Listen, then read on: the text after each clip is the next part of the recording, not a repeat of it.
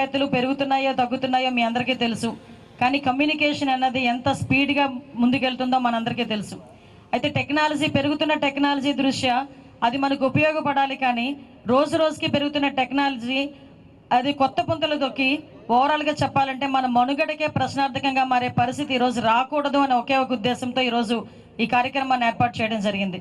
ఒకసారి హోమ్ మినిస్టర్గా బాధ్యతలు తీసుకున్న తర్వాత ఈ సైబర్ క్రైమ్ గురించి చూస్తూ ఉంటే సుమారుగా ఈ 4 నెలల్లో దగ్గర ఒక 1730 కోట్ల రూపాయలు ఓన్లీ సైబర్ క్రైమ్లోనే చేతులు మారిని పోయినాయి అనే సంగతి తెలిస్తే నిజంగా ఆశ్చర్యం అనిపించింది. 4 months గ్యాప్లోనే మొత్తం ఇండియా లెవెల్లో.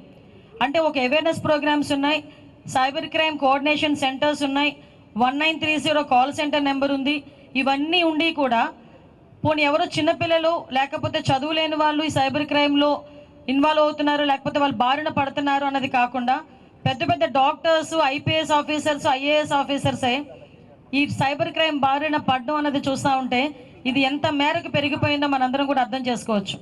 అంటే సుమారుగా 24% ఈరోజు సైబర్ క్రైమ్ రేట్ పెరిగిందంటే మనందరం కూడా ఎంత అలర్ట్గా ఉండాలో మనందరికీ తెలుసుకోవాలి. ఈరోజు పిల్లలందరూ ఉన్నారు, ప్రతి ఒక్కరి చేతిలోని మొబైల్, స్మార్ట్ ఫోన్ ఉంటుంది. స్మార్ట్ ఫోన్ లేకుండా ఏమో ఇంట్లోని పెట్టకుండా పర్స్ అయినా తీసుకెళ్ళమో తెలియదు, కానీ మొబైల్ మాత్రం ఉంటుంది. పర్సులు పెట్టుకోవడం మర్చిపోయారు, ఎందుకంటే PhonePe, Google pay, everything in phone. మనం మామూలుగా మాట్లాడుతుంటే ఏదైనా అడిగేటప్పుడు నీ ఐడి నెంబర్ ఎంత, ఈ నెంబర్ అదేం కాదు, నీ పేరేంటి కాదు, నీ ఫేస్బుక్ ఐడి ఏంటి, ఫేస్బుక్ లేదా, టెక్స్ట్ బుక్ లేకపోయినా అంత ఆశ్చర్యపోం, కానీ ఫేస్బుక్ లేకపోతే మాత్రం చాలా ఆశ్చర్యపోయే పరిస్థితులు ఈరోజు ఉన్నాయి. ఒక పక్క ఫేస్బుక్, ఒక పక్క ఇన్స్టా, ఒక పక్క స్నాప్చాట్, ఒక పక్క ShareChat, Twitter, at the same time మళ్ళీ మనకి టెలిగ్రామ్, ఎన్ని యాప్స్ ఉన్నాయంటే మనకి కమ్యూనికేషన్ పెంచుకోవటానికి, అట్ ద సేమ్ టైం మనల్ని మనం ముంచుకోవటానికి కూడా.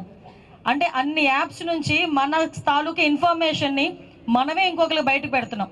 ఫర్ ఎగ్జాంపుల్, నేను తప్పుగా అనుకోవద్దు, చాలామంది అమ్మాయిలు అబ్బాయిలు ఏజ్ గ్రూప్లో ఏం చేస్తారంటే జస్ట్ ఒక క్లిక్, ఎక్కడికి వెళ్ళినా ముందు ఒక సెల్ఫీ, ఈవెన్ తినడానికి కూర్చున్న తర్వాత కూడా మనం తినే వస్తువు కూడా చిన్న ఫోటో పెడతాం, ఆ లొకేషన్ షేర్ చేస్తాం. అంటే ఏంటంటే మనం తినేది కూడా ప్రపంచానికి తెలియాలనుకుంటాం. మనం తినేదే ప్రపంచానికి తెలియాలనుకునేటప్పుడు మన తాలూకు ఇన్ఫర్మేషన్ వాళ్ళు ఎంతసేపట్లో తీసుకుంటారో ఒకసారి ఆలోచించండి. అంటే ఈవెన్ నిన్న నేను మా వాళ్ళతో మాట్లాడుతున్నప్పుడు చెప్తున్నారు, పిల్లలందరూ చాలా అలవాటు ఏంటంటే జస్ట్ ఈ ఫింగర్స్ ఇలా పెట్టి క్లిక్ చేసుకుంటారు. ఈవెన్ మన ఫింగర్ ప్రింట్ సంబంధించిన దీని రేఖల్ని కూడా వాళ్ళ ఐడెంటిఫికేషన్ చేసుకున్నంత జూమ్ చేసి దాని నుంచి కూడా మన తాలూకా మొత్తం బయోడేటాని అంతటిని పక్కకు తీసే పరిస్థితి. అంటే ఇది చెప్పుకోవడానికో వినడానికో కొంచెం జోయల్గా ఉండొచ్చు, అవునా ఇంతలాగా చేస్తున్నారా అని అనుకోవచ్చు, కానీ దీని ఇంపాక్ట్ ఎంత పడుతుందంటే మీలాంటి చిన్న చిన్న పిల్లలు సూసైడ్లు చేసుకునే పరిస్థితి వస్తూ ఉంది. మా దగ్గరికి చాలా కేసెస్ వస్తాయి. అమ్మాయిల ఫోటోలు ఒకసారి ఫేస్బుక్లోనే ఎక్కడో ఒకసారి మీరు అప్లోడ్ చేస్తారు, అప్లోడ్ చేసిన వెంటనే మీ ఫొటోస్ని మార్ఫింగ్ చేస్తారు. మీరు కనుక వాళ్ళకి సంబంధించిన డబ్బులు ఇవ్వకపోయినా, వాళ్ళు మిమ్మల్ని ఏదైనా అబ్యూస్ చేసినా బయటికి కూడా చెప్పుకోలేక, ఆఖరికి ఇంట్లో వాళ్ళతో చెప్పుకోలేక, ఫ్రెండ్స్తో చెప్పుకోలేక, ఎక్కడ అవమానపడతారో, ఎక్కడ మమ్మల్ని తక్కువగా చూస్తారో అని భయపడి సూసైడ్లు చేసుకునే పరిస్థితి కూడా చాలా కేసెస్ మేము చూసాం. ఇప్పుడే ఇందాక సిపి గారు చెప్పారు, దగ్గర పర్ డే మాకు తెలిసి ఒక 5 to 6 కేసెస్ వస్తాయండి, అంటే ఒక విజయవాడ పరిధిలో. అటువంటిది స్టేట్ లెవెల్లో ఎన్ని వస్తాయో ఒకసారి ఆలోచన చేసుకోవాలి. ముఖ్యంగా ఈ పిల్లలందరూ కూడా చదువుకునేటప్పుడు 5,000, 10,000 అవసరమయ్యి ఈ లోన్ యాప్స్లోకి వెళ్తారు. ఈ లోన్ యాప్స్లోకి వెళ్ళి వాళ్ళు తీసుకొని ఒక చిన్న ఇన్స్టెంట్ డబ్బులు అంటారు. మాకు వస్తుంటాయి మెసేజ్లు, నాకు మొన్న ఎవడో పెట్టాడు 50 లక్షలు ఇన్స్టెంట్ లోన్ మీకు శాంక్షన్ చేశానని. అంటే వాళ్ళు ఇన్స్టెంట్ లోన్స్ అని చెప్పి మీ దగ్గర నుంచి మీరేం చేస్తారు, డబ్బులు ఉండవు, అమ్మ వాళ్ళని అడగాలంటే భయమో, లేకపోతే అమ్మ వాళ్ళ దగ్గర ఉన్నాయో లేదో అని బాధో ఏంటో, వాట్ ఎవర్ ఇట్ మేబీ, మనం ఈజీగా కట్టేద్దాంలే తర్వాత అని ఒక 10,000 or 20,000, ఎక్కువ కూడా కాదు మీరు తీసుకునేది, ఒక 10,000, 20,000. అలాంటిది కూడా తిరిగి రీపేమెంట్ విషయంలో మీరు కడుతూనే ఉంటారు, కానీ ఆ డబ్బులు మాత్రం తీరు. ఆ 10,000కి 30,000 కడతారు, 40,000 కడతారు, కానీ ఆ అప్పు మాత్రం తీరదు.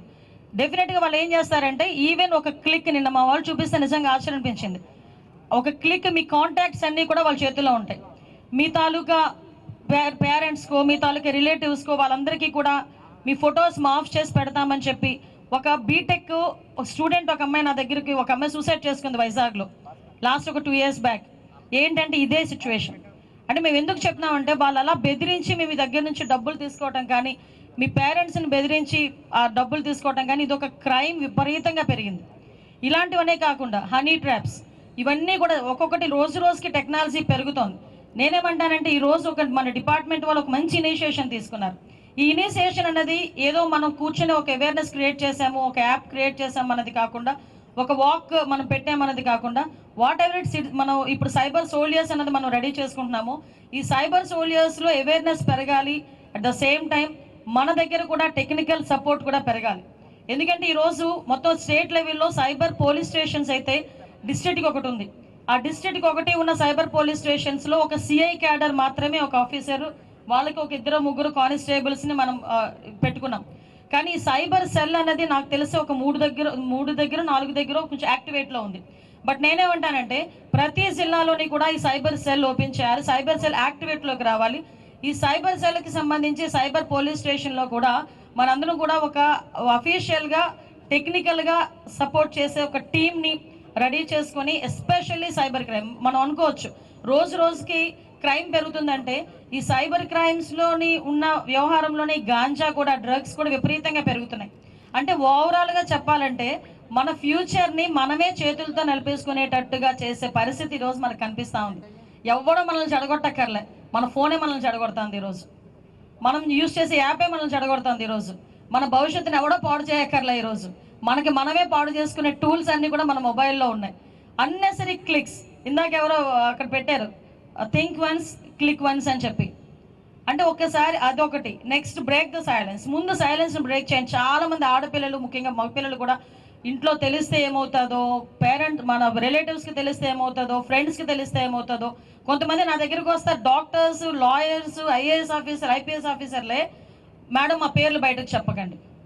నో, నేనేమంటానంటే కొంచెం ఓపెన్ అప్ అవ్వాలి. ఎస్, నేను ఇలా మోసపోయాను అనేది బయటకు తెలిస్తే 10 మంది ఆటోమేటిక్గా అవేర్నెస్ క్రియేట్ అవుతుంది, వాళ్ళలో కూడా ఒక అలర్ట్నెస్ వస్తుంది. సో మేమేమంటామంటే ఈరోజు మన డిపార్ట్మెంట్ తరపు నుంచి కూడా కంపల్సరీగా సపోర్ట్ చేయాలి, డిపార్ట్మెంట్ కూడా సపోర్ట్ చేయాలి. వాళ్ళకి కావాల్సింది ఇందాకే అన్నారు, మనకి central cyber crime coordination team కాదండి, ఒక state cyber crime coordination team ఏర్పాటు చేయాలండి, దానికి ఆ దిశగా ముందుకెళ్ళాలి మేడం అని చెప్పారు. డెఫినెట్గా ఆ విషయంలో మేమందరం కూడా సపోర్ట్ చేస్తాం, గవర్నమెంట్ పరంగా మీకు సపోర్ట్ చేస్తాం. ఎట్టి పరిస్థితుల్లోని ఇప్పుడు వరకు అయింది ఒక ఎత్తు అయితే, ఇదే అంటారు prevention is better than cure. మనం అయిపోయిన తర్వాత ఆ డబ్బులు ఎలా తీసుకురావాలి అనే దాని మీద కన్నా అవ్వకుండా చూసుకునేటప్పుడే మనం ఒక సక్సెస్ఫుల్గా స్టోరీస్ మనం రన్ చేయాలి. అట్ ద సేమ్ టైం నేను పోలీస్ డిపార్ట్మెంట్ వాళ్ళకి కూడా కోరుకునేది ఏంటంటే, పిల్లలు ఎక్కువగా యూజ్ చేసే యూట్యూబ్స్లో కానీ ఇన్స్టాస్లో కానీ చిన్న ఒక మనకి ప్రోగ్రామ్ అవేర్నెస్ అడ్వర్టైజ్మెంట్స్ ఉంటాయి. ఆ టైంలో వాళ్ళకి అవేర్నెస్ కానీ, ఈ సినిమా హాల్స్లోని థియేటర్స్లో అవేర్నెస్ క్రియేట్ చేయడానికి ఒక 1 మినిట్ 2 మినిట్స్ వీడియోస్ కానీ చేయటం కానీ, ఇవన్నీ చేయడం ద్వారా ఓవరాల్గా మనం ఒక అవేర్నెస్ క్రియేట్ చేయడం అవుతుంది. ఇది స్టార్టింగ్. ఇదంతా కూడా ప్రతి ఒక్క స్టేట్లో ఉన్న మన అన్ని జిల్లాల వాళ్ళు కూడా అవేర్నెస్ క్యాంప్స్ క్రియేట్ చేయాలని మనస్ఫూర్తిగా మీ అందరికీ కూడా కోరుకుంటున్నా. ఒకటే చెప్తున్నానమ్మా, మన భవిష్యత్తు మన చేతుల్లోనే ఉంది. మన చేతుల్లో అంటే ఫోన్లో కాదు, ఫోన్లో యూజ్ చేసే యాప్స్లో ఉంది. ముఖ్యంగా ప్రతి ఒక్కరు ఆడపిల్లలు కానీ మగపిల్లలు కానీ ప్రతి ఒక్కరు మీరు మీ పేరెంట్స్ని, ఇంకొకటి కూడా చెప్పారు, ఇంట్లో హౌస్ వైఫ్స్ని కూడా వదలట్లేదు సైబర్ క్రైమ్ వాళ్ళు. ఎంత క్రియేట్ చేస్తారంటే ఫాస్ట్నెస్